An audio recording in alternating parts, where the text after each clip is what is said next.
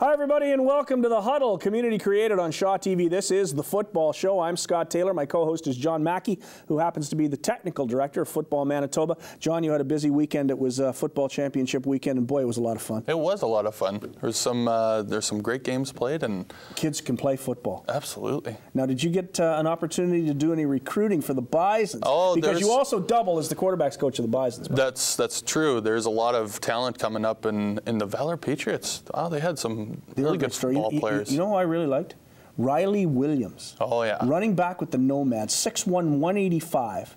And when I say Nomads, I'm saying Nomads Pee-wees. I'm telling you, I don't know. 6'1", 185, 21 carries, 430 yards, and 5 touchdowns. Just gaudy stats. Yeah, just huge numbers. That was great. That kid was tremendous. We're going to talk a lot about championship weekend on this program. We're also going to talk to some high school people, lots of coaches, and we're going to talk to Richard Dudek, the president of the Manitoba Minor Football Association. I'm Scott Taylor. That's John Mackey. This is The Huddle, community created on Shaw TV. We'll be back right after this. And we're back with The Huddle, Scott Taylor. It's now our segment. We have segments now. We've been on so long that we now have segments. And this is our Ask the Ref segment because the ref is here. You guys like officials better than ref, right, generally? Yeah, we prefer to be called officials. Because you're not a ref, but the segment's called Ask the Ref. Right. So you can live with that? We can live with that, you know, but ask the official probably, but that's too long. Yeah, it is too long. Yeah. My official, Dave Donaldson, you will be officiating the semifinal game, the playoff game between the Calgary Dinos and University of Manitoba Bisons. That'll be a big game. That's really going to be an important football game. You know what? You're right. Last week, from what I gather, Calgary played Manitoba, and Manitoba lost 78 to 50 odd. But now this week's game coming up, it's lose or go home. Right. So a lot of players who didn't play last week are going to play this week. Manitoba didn't play a lot of their defensive stars, so it's a whole different operation. Yeah, and it's going to be tense for you. I mean, people think of refereeing and your situation as an official with the CFL, that this might be a come down for you, but it's not, is it? This is great football. It's on TV. It's important stuff. Well, let me tell you, to work a CIS game, you have to be picked. And there's guys in the Canada West, in every association that's vying for this position, especially to work playoff games and Vanier Cup. It's huge. So to be picked to do this game is massive. And I've taken probably somebody else's opportunity away. But you know, I got to look forward to the game and hopefully do a great job and give these guys a good game. Our Ask the Ref segment, Dave Donaldson played 10 years in the CFL, and now he's an official. It is a tremendous story, and we talked about it in our last couple of shows. But we do get, every week, we get a question sent in from one of our viewers, and this week's question comes from John T. in Brandon. John T. in Brandon. This is a tough one. And I think a lot of people have this question. What is the difference between illegal contact and pass interference? Well, the one... Oh, see, you got you stumped here right away. Well, I got to make sure I think. You know, I don't want to hang us all officials out to dry. But at the end of the day, they're both infractions. They're both penalties. So illegal contact, first and foremost, is an infraction that happens before the ball's thrown. So it's when first of all, a defensive player is allowed to put his hands on a receiver 1 yard, only 1 yard beyond the line of scrimmage. Right. As long as that defensive player is holding his or her space, able to put their hands. If you reach out, that's an infraction. So before the ball's thrown, if the receiver is illegally grabbed or interfered with, that's illegal contact, and it's not an automatic first down. So if it's 2nd and 15, for example, and we get illegal contact on a receiver, some may think that it's an automatic first down. It isn't. It's a 10-yard infraction, a 10-yard penalty. Whereas defensive pass interference, that happens when the ball is actually in the air, okay? And that is an automatic first down. So there's some differences there. Right? The main difference. Now, I'm going to ask you a question. I played a little bit of defensive back in high school, not a lot. But we were always taught by our coaches, you got to turn on the ball. You can't just run through a guy as a defensive back. Okay. And I more often than not see that guys don't look back at the football and sometimes get away with it. Well, you know what? That's a good point. And for amateurs that are out there and pros, when you turn and run with the receiver as a defensive back, you're actually allowed to, as simultaneously, let's say the ball is about to hit you right now, and you put your hands up as a receiver, without turning your head around, this is not an infraction. As long as you're not screening the guy. So you don't actually have to get your head around. As long as you time it up, that's fine. So that's a new. I didn't know that. But if you're not watching the football, sometimes you don't get to time it up. That's true. But at the end of the day, you don't have to get your head around. Okay. And that's something for players to know. They just have to make sure they're not screening that receiver when they're going to cover him. That's big. And not contacting and preventing him from getting the ball. That's big. So pass interference takes place when the ball is in the air. Correct. Illegal contact takes place before the ball is thrown. Yeah, and now is there a difference between the CFL rule and the college rule, the amateur rule? I was just going to get to that. Good question. There is. In amateur, I'm not going to tell you defensive backs out there, if there's a 30-yard pass thrown downfield and you happen to interfere with that guy, it's not going to be, the penalty is not going to be applied at where the infraction occurred. So it won't be 30 yards downfield. Let's say it's in the end zone. It's only going to go 15 yards. That's amateur football, right? But in professional football, CFL football, it's where the infraction occurred. Place, yeah. So that's key to know for everyone at every level. Dave, thanks very much. You're welcome. Or ask the official, Dave Donaldson, who will be doing the Bisons in Calgary this week in Calgary. Next week, Dave's going to come back. We're going to do another Ask the Official segment here on The Huddle. When we come back, we've got a load of people, a terrific show today. Thanks to David. We will be back right after this on the Huddle TV, community created on Shaw TV.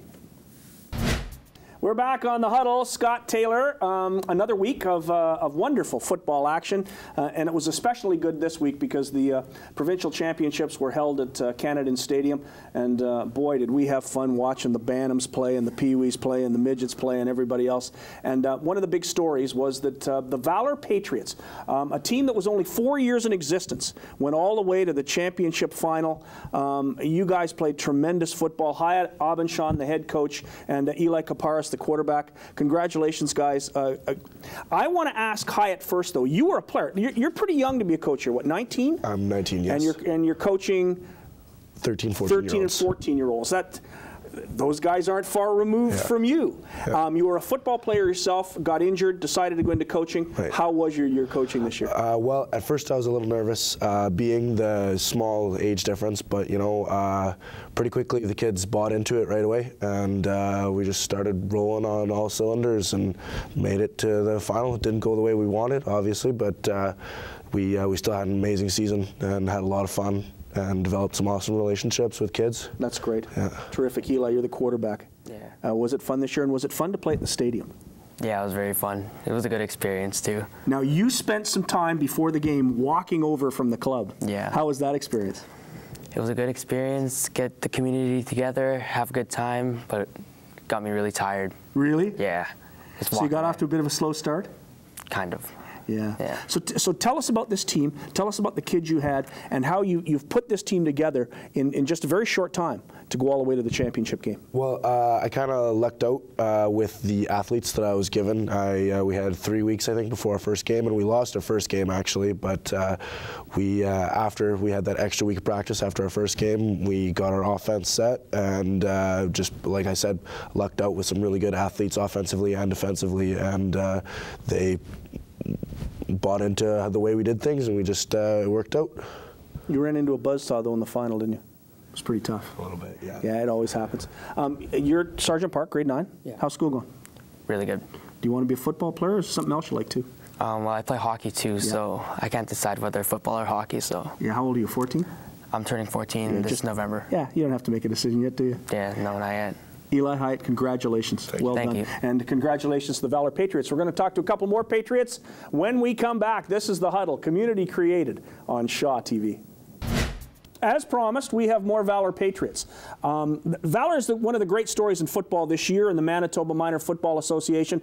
This terrific Bantam team that Valor sent to Canadian Stadium for championship weekend. Lost in the final, but played tremendous football and really said a lot about the program that you, Frank Zappia, helped found at Valor Community Center. And we got the smartest guy in the field with us, Tristan Francis, the middle linebacker. I'm going to get to Tristan second, but I want to start with you. 5 years ago, there wasn't a program at Valor, and now you get a Bantam team into the championship. Yeah, no, that's it's really exciting for our neighborhood, especially, and all the kids that are in our neighborhood. And it's given us a positive reflection on all the kids that are in our program. Tristan, did you have fun playing in the stadium? Yeah. Now, you didn't quite win, No. but I know you had a few good hits in there. Yeah. What is it about football you like the best? Like the contact. Like in some other sports, like basketball, you'll get called for a foul. You don't get called for a foul playing football? No. Now, you started the season as a rush end. Yeah. At 5'9", 150 pounds. Yeah. What is it, speed? Yeah, that's it. That's what really, because our team was a little shorter because we were a mixed team of 13s and 14s. So like, I decided to play a bigger spot because there was shorter people on our team and like smaller. So, but then it turned out that our team wasn't so small after all. No, like you in weren't. In the seventh game, I switched back to middle linebacker, and I helped. Now, what did you like better, rush end or middle linebacker? I like middle linebacker because it's easier to control the game, and there's like, You're the boss in the middle, aren't you? Yeah. You really are. Now, Frank, let's talk about with Hyatt and Eli. We talked a bit about the walkover. Yes. Tell us what brought that on, why you decided to do it, and how much fun was it at walking to the stadium? Actually, it was Don McPherson's idea, who's my co-director at Valor, and we thought it was a great idea to incorporate everything we've done at Valor, the community, the kids, the parents were all for it, and it was a really short walk, so the kids shouldn't have been too tired. It was a kilometer, so we had a marching band, and it was all the neighbors came out, and obviously we got a lot of press out of it, and it was good for our kids, and it was really a positive inner city story, which we don't get a lot in the community. So I think, in the end, it worked out for everyone. Now, you're a basketball player too? Yeah. Are your plans to play football or basketball? Probably football more so. Yeah. It's a lot Basketball more fun, is just like a secondary sport because it comes after. And the Valor Patriots are going nowhere, are they? They're not going anywhere. We're heavy recruiting right now with all this media attention. Good stuff. Congratulations. Well done, the Valor Patriots, the runners-up in the Bantam Championship of the Manitoba Minor Football Association Championship weekend. When we return, we're going to talk to Klansmen. Haven't talked to the Murdoch-McKay guys on this show yet, but Ron Bresch decided to show up. We're going to have Ron and his boys on next. This is The Huddle, community created live on Shaw TV. It's The Huddle, community created on Shaw TV. I'm Scott Taylor, and with me, Jamie Djokovic, the quarterback of the St. Paul's Crusaders. Tremendous year once again for St. Paul's. Good year. Yeah, you had a great year. I know we want to talk offense because you being the quarterback, offense is always the number one thing to talk about. But you had one of the best defensive teams that maybe St. Paul's has ever had this year. Yeah, we had really good, great front seven. The DBs are stepping up too, so they're helping us get the ball so we can do our thing on offense. So I'm very thankful for them. Well, yeah, and you had Cenarini and Druin and Pereira. Pereira on there, Brian McDonald, right. Connor Zubrecki at DB, Brent Barrington, Tegan Horton. There's a list of guys. You can't really pinpoint our defense. It's kind of an all-around effort. When you came to St. Paul's, did you think you would end up being the starting quarterback at the end of your career? Was that always the plan? That was the dream. I remember when I was 10 years old going to like provincial team practices with my dad coaching and stuff. I was a water boy and always seeing the guys with the maroon helmets and the white peas on them. I was like, I want to be one of those guys one day. And it was always my goal. I started in AA and I was like, eventually I want to be that AAA quarterback. So. Well, football's been your life. Your dad was a football player with the Bombers. Had a pretty good CFL career. Yep. So it's been part of your life, all your life. When did you start? Where did you start? And why did you start?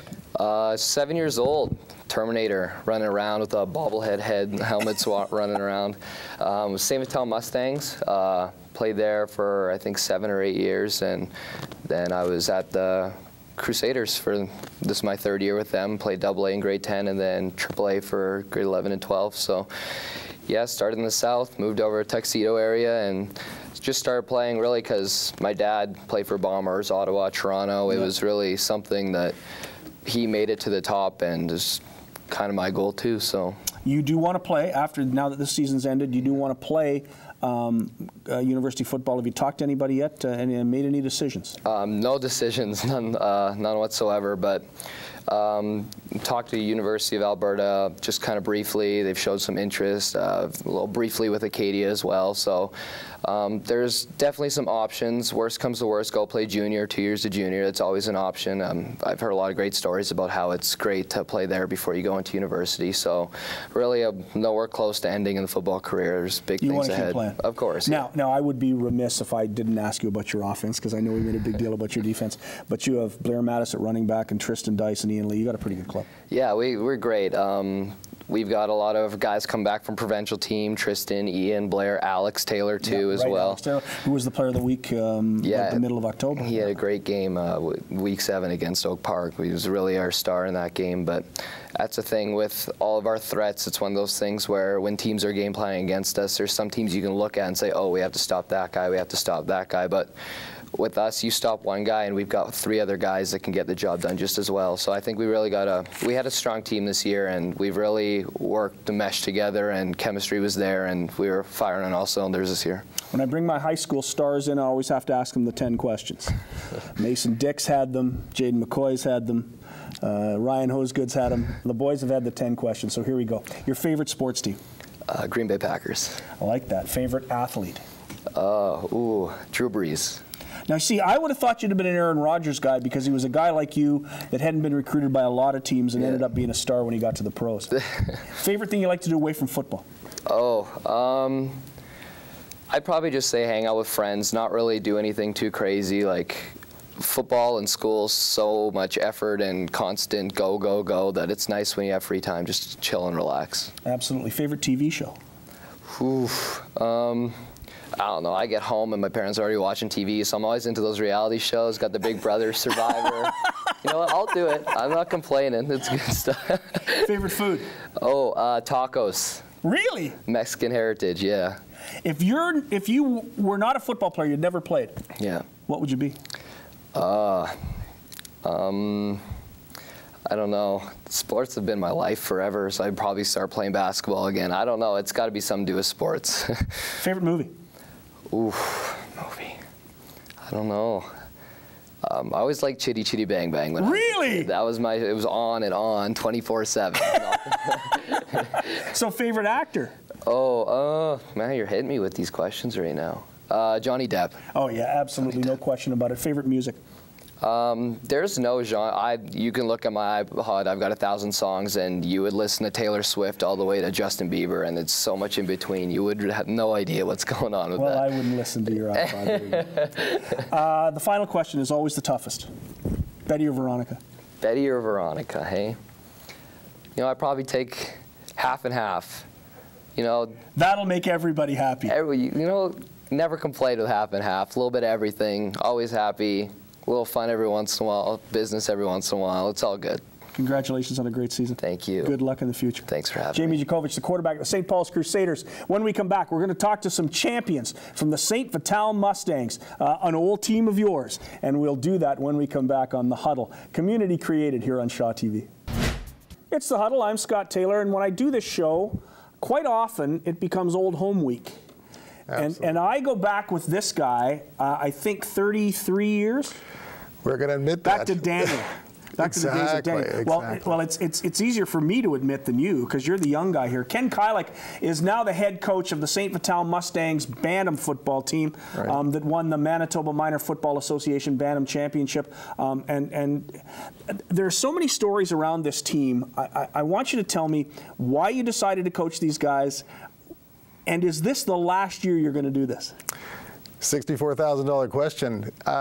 First, Scotty, I'll tell you, it was a fun year, and the reason, obviously, there's a lot of kids in our community that I've coached before through the years, from Adam through flag football, but importantly for me as a dad, I'm a dad first, and my sons Colby and Connor, this was our last year together, that we could be as a family on the same team. Me as a head coach, Colb at 14 years old being the quarterback, and Connor, our 13-year-old, being a linebacker. We're all together. And so that was a special ingredient that made it all come together. How we were going to do this year, we didn't know. We were going to give it our best shot and help develop kids, as we always do, and see where it ended up. It ended up positively, of course. And I don't say that from a championship perspective, but I also say that just from the growth and the development of these kids, where they came from at the beginning of training camp to where we ended up at the end. It was a nice story. It was, of course, what Valor went through, and you got to remember, I'm an old West End kid. Right, you are, yes, stand them out. Exactly, yes. And watching their growth and what they did in their community, I was behind them. I go to their fundraisers to do that, so it was kind of awkward watching how we had to play them in the final. I was very happy for their success, but I was also happy for the way our kids came out and played hard, because we weren't the biggest team in the league yet, but I think, like Ron Bresch was saying, strangely enough, for a bantam team, we have a balanced attack. We throw the ball a lot for this level. And, you know, in that game, we had a tricky southeast wind. We had a little bit of problem with that. But then, you know, Kolb got going. We got some completions. And that's what you said after the game. It was a bit of a slow start, but then Colby kind of took over, felt a lot more confident, and really ran the offense. Yeah, we discovered things at halftime, what they were doing, and we knew that Colby's going to have to run a little bit more now and develop different lanes that we were going to incorporate that we could kind of utilize in that game. And he did a really good job doing it. Some things opened up. Of course, a couple big plays occurred in succession. And when I say that, it was 8-3 at halftime. 8-3 at halftime, and then they jumped out and took an 11-8 lead, and then all of a sudden kids clamped down. You know, we had, I think there was a little bit of nervousness amongst the offensive line. We were starting to get penalties, and after a while, the kids kind of figured out where they were. It's the stadium, it's the championship and all that. But the main point was, we're in a football game. We couldn't look around and see where we're at anymore. We had to play this game. Can't wave at Dad in the stands. Yeah, exactly. So what transpired, I think there was 3 plays in a row that happened, and it started off, Matt Rogers got a punt return, scored. We tried an onside kick. We recovered, and first play I said, we got to go deep on them right now. They're pinching up really tight, and Colby hit Tristan McGilvery for a 52-yard touchdown pass, and then we went off to the races, and it was a fun game. It was great. It was very much, like I said, a total experience for the kids. And you had all that drama in the game, right? It wasn't like we're stepping on the field and this is going to be a cakewalk. This is a good team from Valor, one of the best we faced all season. So it was just nice to see how the kids responded. A lot of life lessons that they got from it, and it was good to see how it all transpired in the end. So it was really congratulations to both teams, and I was just happy the way it came out for everybody. You coached your kids this year, right, and loved every minute of it. Tim Jesse said that coaching T2 was a difficult thing to do because he wants to be a fan. How do you feel about that, and how do you handle coaching a boy, and as Tim's son is a star player, your boy's great player is your boy, the quarterback. How do you handle that? Well, when you look at coaching, I tell the boys one thing. When I'm coaching the team, I'm coach, and that's it.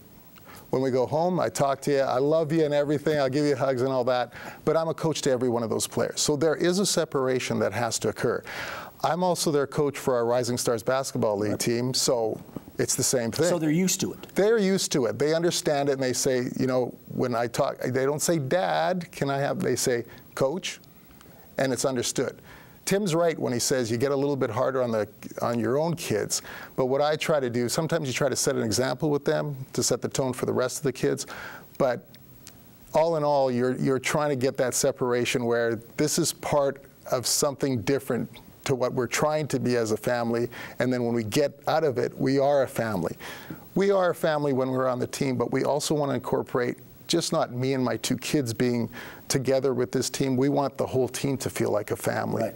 And that's what it is. Getting a cohesive unit to work together and create a family type atmosphere. And they get that from the game as well. And they got it done. They did. Congratulations. Thank you so much, St. Vital Mustangs, the Manitoba Minor Football Association champions, the head coach, Ken Kylick, who, and we just go back to oh, wow, that was a long time ago. When we come back, we'll talk about some younger stuff. We'll talk to the MMFA president, Richard Dudek. We'll do that when we come back on The Huddle, community created on Shaw TV. We're back on The Huddle. Scott Taylor, and my special guest is the president of the Manitoba Minor Football Association, the folks who were responsible for championship weekend, and what a great championship weekend it was. Richard Dudek, thanks for coming down. You are a football guy, and I saw you on the weekend, and it was very distracting because we were in the suite, and everybody was running up to me, and what do you think of this, and what do you think of that? We were going to try to chat, so now we get to do that. Tell me about what you thought about this weekend. From a pure football perspective, I enjoyed it immensely. The games were well fought, and there was also a lot of individual effort that sort of pleases you when, being a coach, you look at yourself and you say, wow, this is good stuff. And there's a lot of kids who could really play, wasn't there? Oh, very much so. And you've had in the past coaches that are part of our program, and are winners, but I believe that we're all winners. And you proved that with the Terminators. Mm-hmm. You got an opportunity to give out boxes full of trophies. 340. And they loved every second of it, didn't they? You look into their eyes, you say congratulations, and they look at you and they don't know really who you are, but they sure look at that trophy. No, they don't care who you are, but they like the trophy. Right yeah, on. the old fella gave me a trophy. Tell us about the MMFA. This is the umbrella group that takes care of all of minor football up to the end of midget, correct? No, it's Bantam. Yes. Right.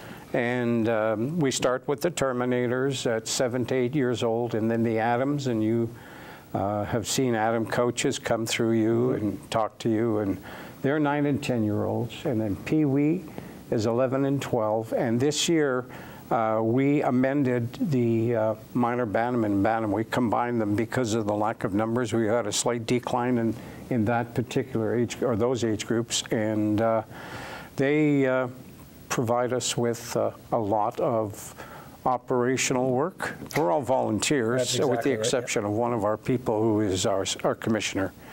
But we meet via phone, conference, call almost daily because it takes that much effort and energy to run the... Lots of kids playing. Yep. And lots of football clubs. Very much. There's 13 constituent members, and they all, and I guess what we tried to do over the past couple of years is convert the MMFA into a decision-making body, pardon me, that is, the decisions are made by the constituent clubs. The executive, being volunteers, we try very hard to be the administrators and the carriers of information. And we continue, it's a continual process to try to get these kinds of activities carried over to the over 2,000 people, players, and maybe their parents as well. But we have a good working relationship, I believe, with all the clubs because they feel free to make the decisions and majority rules, of course. Absolutely. So, football is a family affair for you. Very much so. So yeah. It's more than just the MMFA. Tell us a little more about your family in football. Okay, I can start right now and just tell you I'm starting my 45th year as a football coach, and that has gone on over the years with my son playing, right up until I think it was major, and now my daughter is involved as a coach in Terminator, and she also has been fortunate to play women's football. Right. A growing sport very much every year. Yeah, we're expecting at the and Adrian is quite a good player. Yeah, he's quite a good player. So football is and has been a family affair, and it's going to continue very much to be. so. You're going to stay on as president? If they want me. Yeah, I think they want you. Okay. Congratulations on a great championship weekend. Richard Dudek, the president of the Manitoba Minor Football Association. We'll be back with John Mackey right after this. It's been a great year. We had the football championship weekend. The Bisons have been playing in the playoffs. The high school playoffs going on. Yep. The Grey Cup coming up, the 100th Grey Cup in Toronto. Boy. It is still a great year of football. And then when the off season starts, you go back to work again because all of the football programs start again in the new year for the Blue and Gold Classic, the Red River Cup. Our provincial teams, it's all about planning, organizing, getting everything ready to go. Right now we're just wrapping everything up, waiting for the high schools to wrap up. Boy, there's a lot of good matchups, a lot of big upsets that happen in the high school league. I'm really excited to see what's going to happen with that. But once everything's done, all the dust is settled, we're back in there, back to the drawing board and planning for next year. It's interesting now that football is a 12-month-of-the-year sport.